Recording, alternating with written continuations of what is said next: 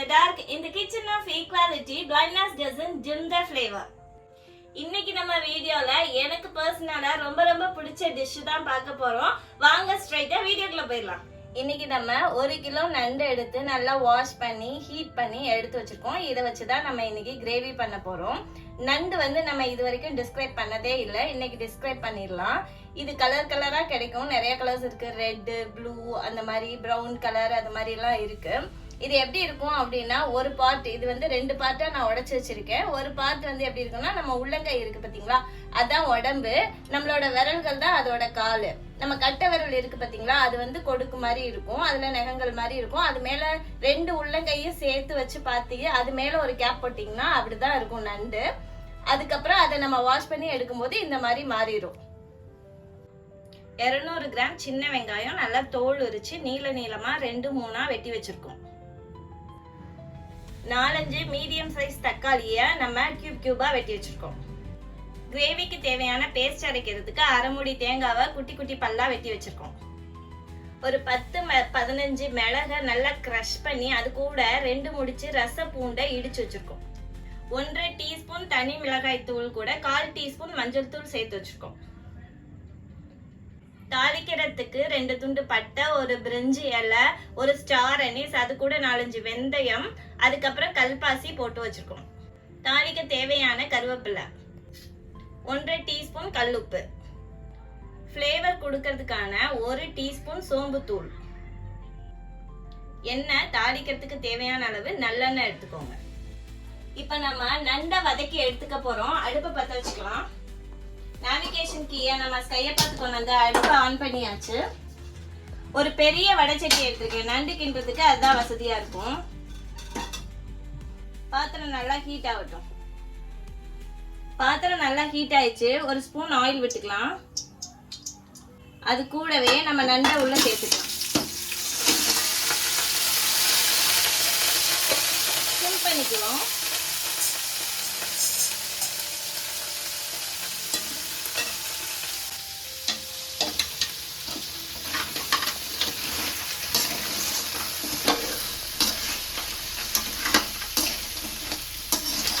இது நீங்க வதக்காம அதுலயே ஸ்ட்ரெயிட்டா போட்டு வதக்கிக்கலாம். எனக்கு அது கொஞ்சம் கஷ்டமா இருக்கும், அதனால நான் தனியா வதக்கி எடுத்துக்கிறேன்.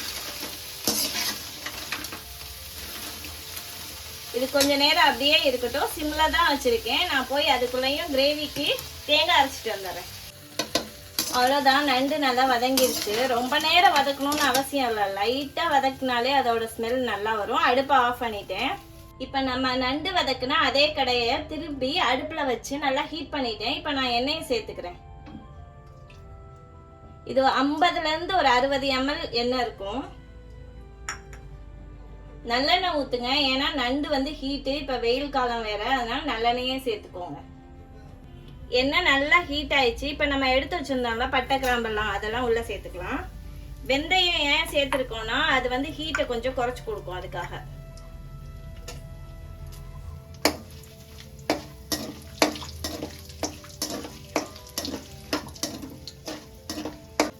இப்ப நான் கருவேப்பிலை சேர்த்துக்கிறேன்.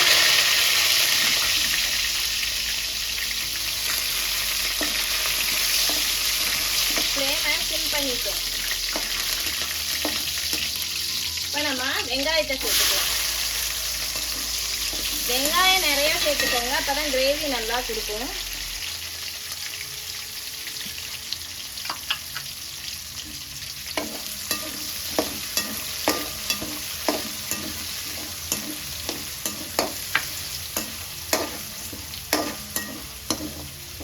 நல்லா வதங்கட்டும். வெங்காயம் ஓரளவு வதங்கிடுச்சு. நான் இப்ப தக்காளியை சேர்த்துக்கிறேன்.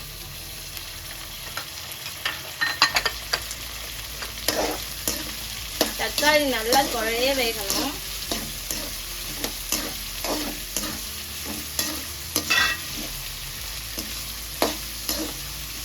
தக்காளி நல்லா வதங்கி அந்த ஜூஸ்லாம் வெளியில வர ஆரம்பிச்சிச்சு. இப்போ நம்ம அந்த மிளகாப்பொடியும் மஞ்சத்தூளும் எடுத்து வச்சிருந்தோம்ல, அதை சேர்த்துக்கலாம். தக்காளியோட நம்ம சேர்த்து வதக்கும் போது நல்ல கலர் வரும். அது கருகுன ஸ்மெல்லும் வராது நமக்கு. லைட்டா கிளறியாச்சு. இது கூட நான் சோம்பு தூளும் சேர்த்துக்கிறேன். இது கூடவே உப்பும் சேர்த்துக்கிறேன். எல்லாமே நான் வந்து மெஷர் பண்ணி தான் எடுத்து வச்சிருக்கேன். ஸோ அதனால எல்லாத்தையும் உள்ள சேர்த்துட்டேன் நான்.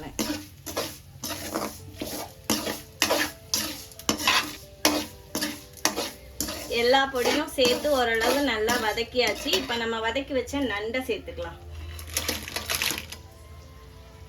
ஜஸ்ட் சும்மா தான் வதக்கி வச்சோம், அதுவே நல்ல வாசம் வருது.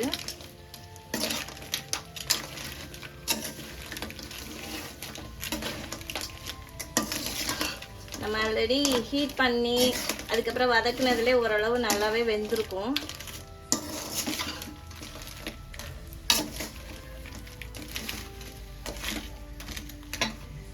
நான் இப்போ தண்ணி சேர்த்துக்கிறேன். ஒரு 1/2 லிட்டர் பக்கமா தண்ணி ஊற்றிருக்கேன். தண்ணி சேர்த்து நல்லா கலந்து விட்டுக்கிறேன். இது கொஞ்ச நேரம் கொதிக்கட்டும். மூடியெல்லாம் வைக்க வேணாம், அப்படியே கொதிக்கட்டும். ஃப்ளேமை கொஞ்சம் கூட வச்சுக்கலாம். நல்லா கொதிச்சிருச்சு. இடையில கொஞ்சம் கொஞ்சம் கிளறி விடணும். கொஞ்சம் நல்லா தண்ணி வத்தி இருக்க மாதிரி இருக்கு. இப்ப நம்ம தேங்காய் பேஸ்ட் எடுத்து உள்ள சேர்த்துக்கலாம். வெறும் தேங்காய் மட்டும்தான் அரைச்சிருக்கேன், வேற எதுவும் அரைக்கல. ஏன்னா நான் எல்லாமே வந்து பவுடரா போட்டுட்டேன். சோம்பு தூளா போட்டேன், மிளகு வந்து கிரஷ் பண்ணி வச்சிருக்கேன்.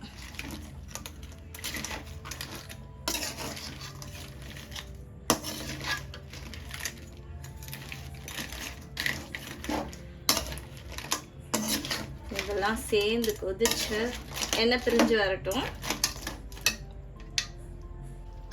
நல்லா கொதிச்சிருச்சு. கிண்டி பார்ப்போம். கொஞ்சம் கெட்டியா இருக்கு. இந்நேரம் வந்து நல்லா எண்ணெய் பிரிய ஆரம்பிச்சிருக்கும். நம்ம இப்ப வந்து இடிச்சு வச்சிருக்கோம் இல்லையா, பூண்டும் மிளகும், அதை சேர்த்துக்கலாம்.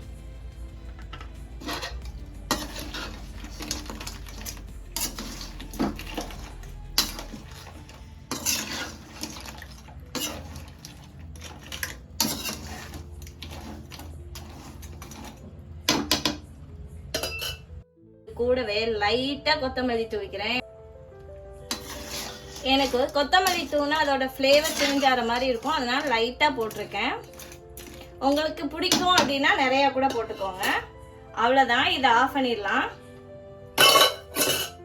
கொஞ்ச நேரம் அப்படியே மூடி வச்சிடலாம். அந்த ஃப்ளேவர் ஃபுல்லா உள்ள இறங்கட்டும். பூண்டும் அந்த மிளகும் போட்டிருக்கோம் இல்லையா, அது ஃப்ளேவர் இறங்கட்டும். நமக்கு நண்டு கிரேவி ரெடி ஆயிடுச்சு. தோசையும் என் பையன் ஊத்தி கொடுத்துட்டான். எப்படி இருக்குன்னு சாப்பிட்டு பார்த்தலாம்.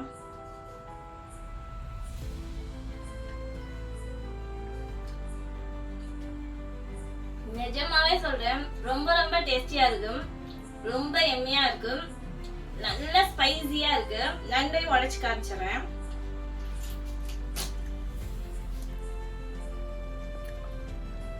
நண்டு சாப்பிட்றதெல்லாம் ஒரு தனி கலை.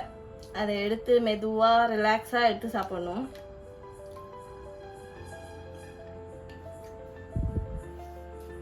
நண்டு கிரேவி வந்து நல்லா நண்டுக்குள்ளேயும் போயிருக்கு. நண்டு அந்த சதை எல்லாமே நல்லா டேஸ்டியா இருக்கும். நீங்களும் இதே மெத்தட்ல செஞ்சு பார்த்துட்டு எப்படி இருக்குன்னு கமெண்ட் பாக்ஸ்ல கமெண்ட் பண்ணுங்க. என் பையன் அங்கிருந்து டெம்ப் பண்ணது கொடுங்கன்னு கேட்டுட்டே இருக்கான். ஸோ நெக்ஸ்ட் வீடியோல பார்க்கலாம். Tata, bye bye.